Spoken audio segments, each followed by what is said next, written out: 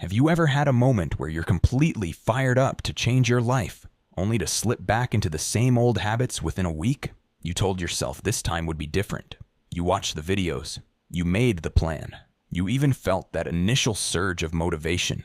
And then you started hesitating. You got busy. You defaulted to the same loops you've been stuck in for years. It's easy to blame it on laziness or a lack of discipline. But what if that's not it at all? What if your brain, the thing that's supposed to help you succeed, is actually wired to hold you back? Here's the truth. Your brain isn't built for growth. It's built for survival. And unless you rewire it, you'll keep repeating the same mental patterns, no matter how much you want to change.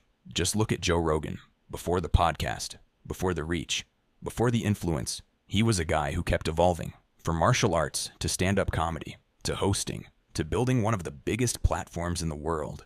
And every shift required a mindset upgrade, a mental rewiring. That's what we're talking about today. Let's get into it. Part 1. Understand what your brain actually wants. The first thing to realize is that your brain isn't against you. It just has different priorities. It doesn't care about your goals, your vision board, or your dream lifestyle. It cares about keeping you safe, efficient, and predictable. It likes what's familiar, even if that familiar pattern is anxiety, procrastination, or avoiding discomfort. So when you try to step outside that comfort zone, your brain resists. Not because you're weak, but because you're disrupting the system. The trick isn't to fight your brain. It's to understand it, and then gently train it to work in your favor. That starts with awareness. Pay attention to when your mind tries to pull you back into the old routine. When it says, let's skip this, or we'll do it tomorrow, or it's not that important. Those are not facts. They're habits. And the moment you recognize them, you create space to choose differently. Part 2. Replace the pattern. Don't just resist it. Most people think they need to eliminate bad habits, but the brain doesn't like a vacuum. It doesn't just stop doing something because you told it to. It needs something new to latch onto, something to replace the old loop. So instead of saying, I need to stop wasting time, say, when I feel the urge to scroll, I'll take a walk or write for 5 minutes. Instead of, I need to stop procrastinating, try, I'll start with just one small step, even if it's messy. Your brain builds connections through repetition. The more you act on a new behavior, even in a tiny way, the more your mind accepts it as normal. It's not about radical change overnight. It's about small replacements that happen again and again. That's how you build a new mental operating system, one habit at a time. Part 3.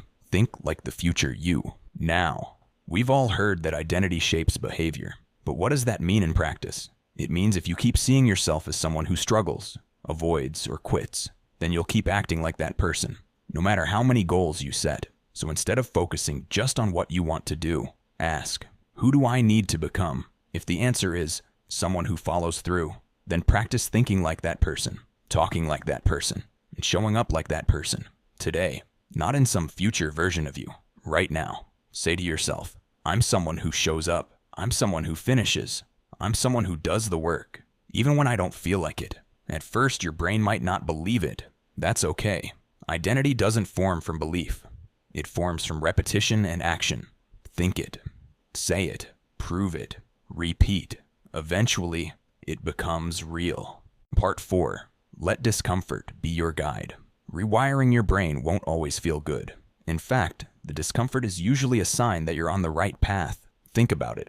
The old patterns feel easy because they're familiar. The new ones, they feel awkward, slow, even a little painful. But that friction, that's growth. Every time you choose action over avoidance, stillness over distraction, courage over comfort, you're sending your brain a new signal. This is who we are now. And the more often you do that, even in small moments, the faster your brain starts to adapt. So don't run from discomfort. Don't label it as failure. Use it as feedback. It means you're stepping out of the old code and writing something better, something stronger, something aligned with your actual potential, not your past patterns. Here's what's real. You're not stuck because you're broken. You're stuck because your brain is still wired for a version of you you've outgrown. But you don't need to force change. You just need to lead it, one moment at a time, one new choice at a time, one shift in thought, one act of courage, one more reason to keep going. And when you do that day after day, you become the kind of person who doesn't just chase success. You become the kind of person who's built for it. And that version of you, they're already in there. If this video sparked something in you, hit that like button so it reaches someone else who needs to hear it. Subscribe if you're ready to build a mindset that works with you, not against you. And drop a comment on the pinned question. What's one belief or habit you're ready to rewire this week? Let's grow together.